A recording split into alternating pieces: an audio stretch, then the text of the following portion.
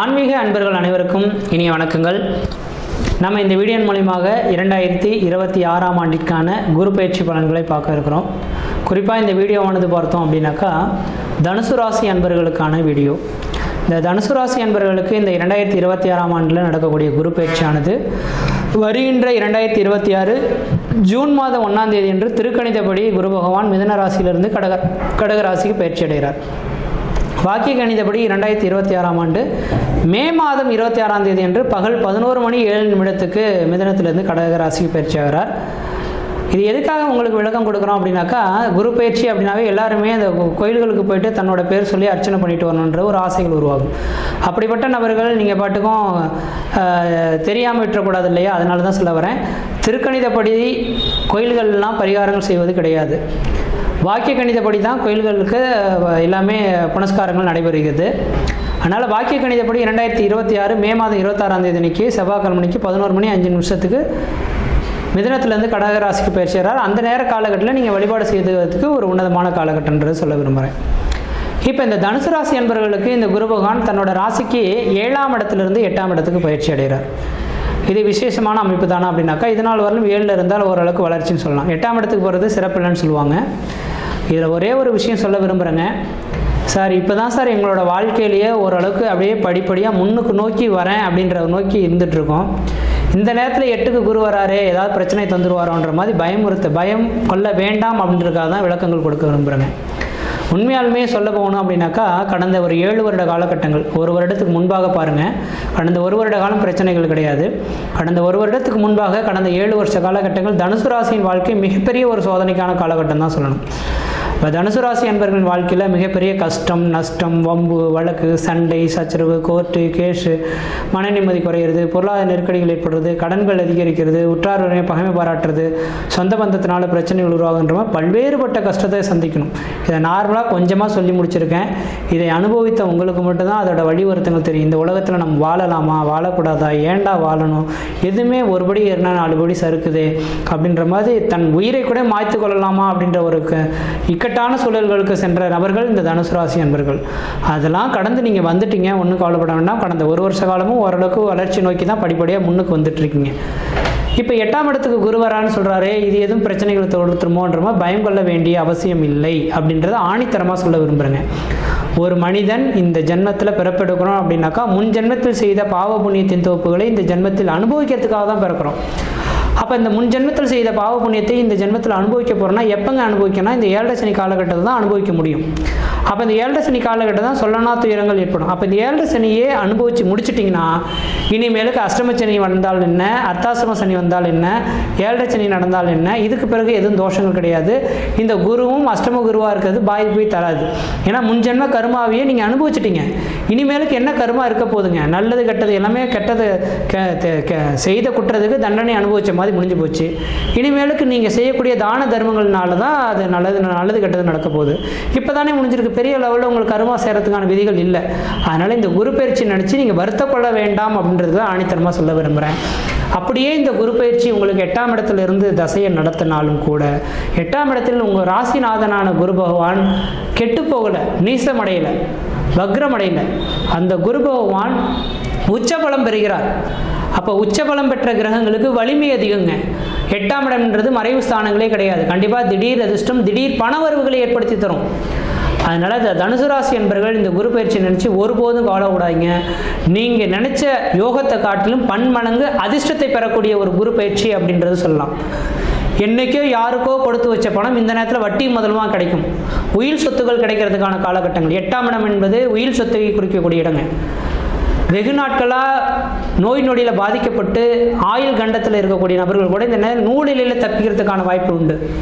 அதனால் உடல் ஆரோக்கியம் சிறந்து விளங்கக்கூடிய காலகட்டங்கள். 8ஆம் இடத்துல குரு பகவான் வர்றது, உச்சபலம் பெறுறது, திடீர் அதிர்ஷ்டமும் திடீர் பண வரவும் உடல் ரீதியான தொந்தரவுலேருந்து மீண்டு வரத்துக்கான ஒரு காலகட்டங்களாக உதயமாகுதுங்க. அதனால் இந்த குரு பயிற்சி உங்களுக்கு திடீர் அதிர்ஷ்டம், திடீர் பணவரவை தான் ஏற்படுத்தி தருதோ தவிர எந்த விதத்துலையும் உங்களுக்கு பாதிப்பை ஏற்படுத்தாது. கவலையே கொள்ள வேண்டாம், நான் உத்தரவாதம் உங்களுக்கு தரேன். அதே நேரத்தில் உங்களோட சுய ஜாதகத்தை ஒரு முறை எடுத்து செக் பண்ணி பாருங்கள். இனிமேலுக்கு எனக்கு தெரிஞ்சளவு நீங்கள் உணர்ந்திருப்பீங்கன்னு நினைக்கிறேன். தனுசு ராசி என்பர்கள் வருடத்துக்கு ஒரு முறை சித்திரை மாதத்தில் பிறப்பு, சித்திரை மாதம் வரும்போதுலாம் கிரக சூழல்கள் மாறிட்டு இருக்கும். அந்த வருட பஞ்சாங்கம் மாற்றப்படும். அதனால் வருடத்துக்கு ஒரு முறை உங்கள் சுய ஜாதகத்தை எடுத்து பார்த்துங்க, எப்படி இருக்க போகிறேன்றது கேட்டு தெரிஞ்சுக்கிட்டு அதுக்கு தகுந்த மாதிரி முயற்சி எடுக்கிறது ஓரளவுக்கு நல்லாயிருக்கும். அதனால் இந்த குரு பயிற்சி 8ஆம் இடத்துல இருக்கிறது ஓரளவுக்கு வளர்ச்சி தான். அது மட்டும் போதாது, இந்த குரு பகவான் எந்த இடத்துலாம் பார்க்குறாரோ அதெல்லாம் யோகங்க. அப்போ இந்த குரு பகவான் பார்க்க இருக்கக்கூடிய இடமானது உங்கள் ராசிக்கு 12ஆம் இடத்தை பார்க்க இருக்கிறார், 5ஆம் பார்வையாக. இப்போ 12ஆம் இடம் வந்து அந்நிய தேசம், அந்நிய பயணம், அயல்நாட்டை குறிக்கக்கூடிய இடங்க. அப்போ இந்த நேர காலகட்டத்தில் 12ஆம் இடத்தை குரு பகவான் பார்த்தால் தனுசு ராசி அன்பர்களுக்கு ஊரை விட்டு வெளியூர், வெளிமாநிலம், வெளிநாடு தொடர்பு பெறக்கூடிய ஒரு அமைப்புகள் உருவாகும். அப்போ வாய்ப்பு கிடைச்சதுன்னா இந்த நேரத்தில் வெளிநாடு போய் சம்பாதிக்கணும்னு நீங்கள் ஆசைப்படுறீங்களா, கண்டிப்பாக முயற்சி எடுத்து பாருங்கள். கண்டிப்பாக வெளிநாட்டில் போய் நல்ல கை நிறைய சம்பாதிக்கக்கூடிய அமைப்புகள் உருவாகும். இதனால் வரலும் கணவன் மனைவியிடையே கருத்து வேறுபாடு ஏற்பட்டு பிரிந்திருந்தீங்களா, அந்த பிரிந்த சொந்தங்கள் இந்த நேரத்தில் ஒன்று சேரும். ஏன்னா 12ஆம் இடம் பஞ்சனை சுகத்தை சொல்லக்கூடிய இடங்க, கணவன் மனைவி உறவுகளை சொல்லக்கூடிய இடம். அப்போ இந்த சுபகிரகமான இந்த குரு பகவான் உச்சபலம் பெற்று தன்னோட ராசிநாதனே 12ஆம் இடத்தை பார்க்க இருக்கனால கணவன் மனைவியிடையே கருத்து வேற்றுமைகள் நீங்கி ஒன்றிணையக்கூடிய ஒரு காலகட்டங்கள் உதயமாயிடுச்சுங்க. வெகு நாட்களாக குழந்தையே இல்லை அப்படின்னு காத்திருக்கக்கூடிய நபர்கள் குழந்தை பாக்கியம் உருவாகக்கூடிய காலகட்டமும் உதயமாகிடுச்சுங்க.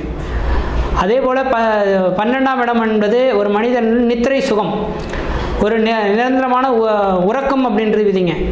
அப்போ நிரந்தரமான உறக்கம் இல்லாத நபர்களுக்கு நிரந்தரமாக உறக்கம் ஏற்படுறதுக்கான நல்ல ஒரு உறக்கம் ஏற்படுறதுக்கான காலகட்டம் உதயமாக போகுதுன்று விதிங்க. அதே வேளையில் அந்த குருவின் பார்வைக்கு அவங்களோட ராசிக்கு 2ஆம் இடத்துக்கு தனஸ்தானத்துக்கு படம் இருக்குது.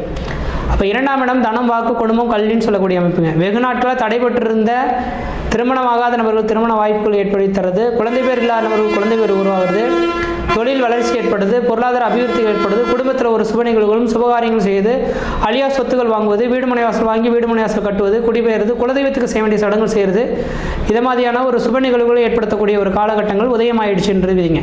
அப்போ குடும்பத்தில் ஏதோ ஒரு நல்லது நடக்க போகுது, 8ஆம் இடத்துல இருக்கிறனால கவலைப்பட வேண்டாம். கண்டிப்பாக ஏதோ சுப நிகழ்வுகள் திடீர்னு நடக்க போகுது. வெகு நாட்களாக திருமணமே நடக்காதுன்னு காத்திருந்த நபர்கள் திருமணம் நடக்கும், குழந்தையே தரிக்காதுன்னு நினைச்ச நபர்கள் குழந்தை பேர் தரைக்கும், அந்த கொடுத்த பணம் வராதுன்னு நினச்ச நபர்கள் இந்த இடத்துல வட்டி முதலமாக கொண்டு வந்து கொடுத்துருவாங்க. அப்போ குடும்பஸ்தானத்தை பார்க்கறனால இந்த யோகங்கள் உண்டு. அடுத்து 4ஆம் இடத்தை இந்த குரு பகவான் பார்க்க இருக்கிறார். அது 4ஆம் இடமும் தன்னோட சொந்த வீடுங்க.